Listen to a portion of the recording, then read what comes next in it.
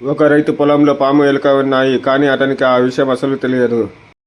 కానీ ఒక రాత్రి అతను పొలం గుండా వెళ్తుండగా ఒక పాము అతని కాలిని కాటువేసింది. అతను కిందకి చూసినప్పుడు ఒక ఎలుక పరిగెత్తడం కనిపించింది. దానికి ఏమాత్రం చలించకుండా అతను ముందుకు సాగాడు.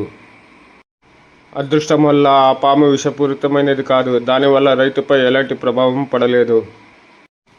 ఆ రైతు తన దైనందిన పనిలో నిమగ్నమై ఉన్నాడు.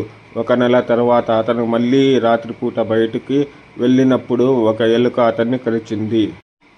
కానీ ఈసారి కిందకి చూసినప్పుడు ఒక పాము కనిపించింది. అది ఎలుకని వేటాడడానికి వెనకపడుతుంది. పామును చూడగానే అది తనను కాటేసిందని భావించి స్పృహ తప్పి నేల మీద పడిపోయాడు.